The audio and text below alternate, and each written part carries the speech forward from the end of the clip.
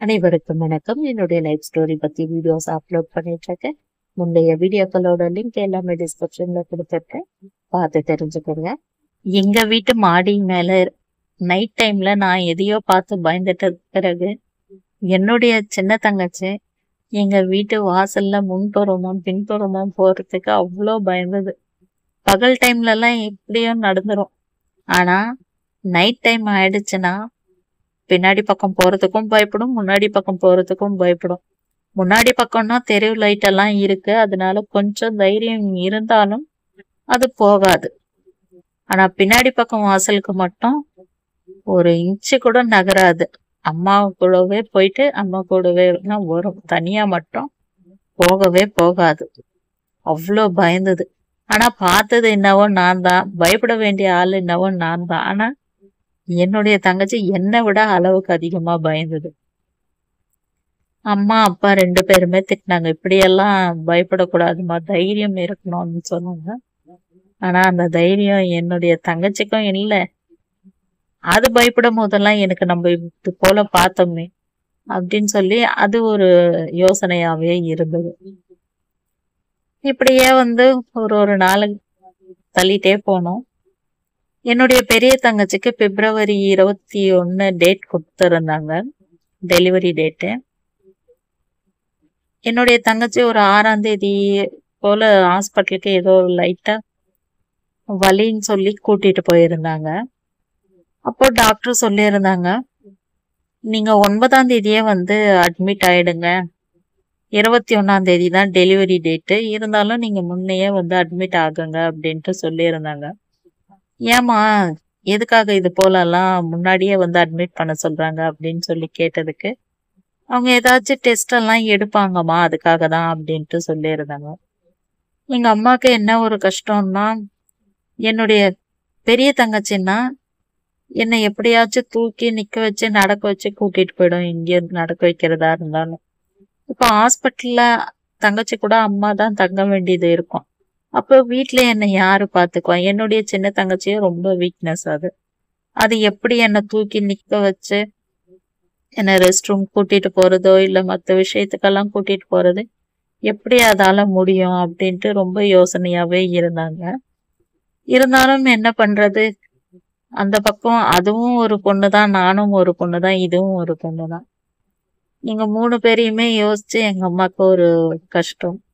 அப்புறம் அப்பா சொன்னாங்க, நான் தூக்கி நிக்க வைக்கிறேன், அது குடிச்சிட்டு போயிடும்ல அப்படின்ட்டு சொன்னாங்க.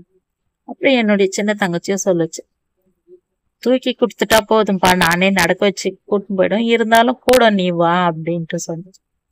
சரிம்மா அப்படின்னு என்னுடைய பெரிய தங்கச்சியும் பிப்ரவரி 9ஆம் தேதி அட்மிட் பண்ணிட்டாங்க. ஒரு நாளும் எதிர்பார்ப்போம், இன்னைக்கு டெலிவரி ஆகுமா, நாளைக்கு டெலிவரி ஆகுமா. அம்மா சொல்லுவாங்க, ஊசி போட்டே கூட டெலிவரி பண்ணிடுவாங்க அப்படின்ட்டு எல்லாம் சொல்லியிருந்தாங்க. ஒருவேளை இன்னைக்கு ஊசி போடுறாங்களாமா, நாளைக்கு போடுவாங்களா அப்படின்னு டெய்லியே அம்மாவை கேட்டுட்டே இருப்போம். அதுக்கப்புறம் ஒரு நாள் அவங்க வீட்டுக்காரர் நைட் டைம்ல வந்தாங்க. எப்போ வரும் அப்படின்ட்டு சொல்லி கேட்டதுக்கு, அது எங்க இப்ப வரும், டெலிவரி முடிஞ்சுதான் வருமே அப்படின்ட்டு சொல்லி இருந்தாரு. ஐயோ, என்னத்துக்கு ஆகுமோ தெரியல. நாங்கெல்லாம் என்ன நினைச்சோம், ஹாஸ்பிட்டல்ல இருந்து அனுப்பிடுவாங்க, வலி வந்தா மறுபடியும் வாங்கன்னு சொல்லுவாங்கன்ட்டு பார்த்தோம். ஆனா அவங்க டெலிவரி பண்ணிட்டு தான் அனுப்புவோன்றத போல சொல்லிட்டாங்க.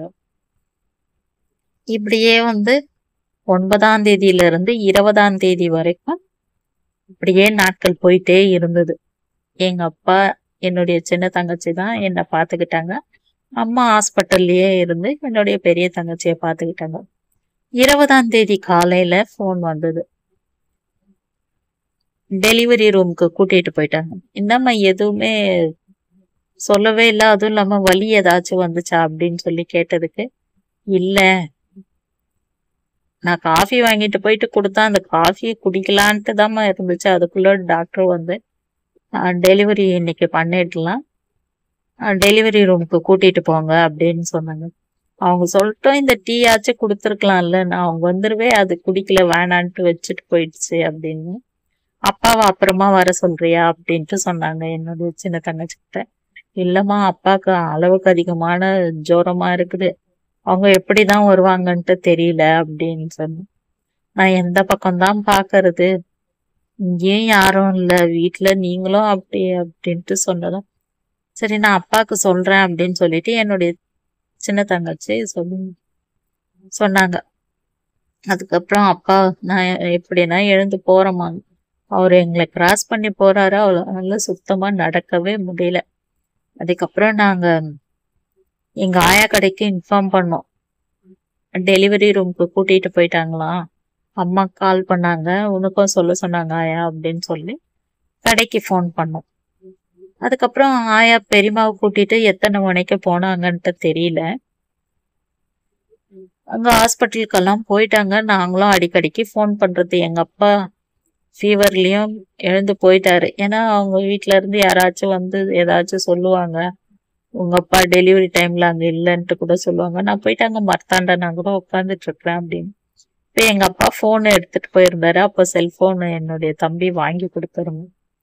அந்த செல்போனுக்கே நாங்க கால் பண்ணிருந்தோம். இன்னும் இல்லம்மா, இன்னும் இல்லைன்னு சொல்றாங்க. காலையில போனதான் அந்த பொண்ணு பசி எப்படி இருக்குமோ தெரியல, எதுவுமே சொல்ல மாட்டேன்றாங்க.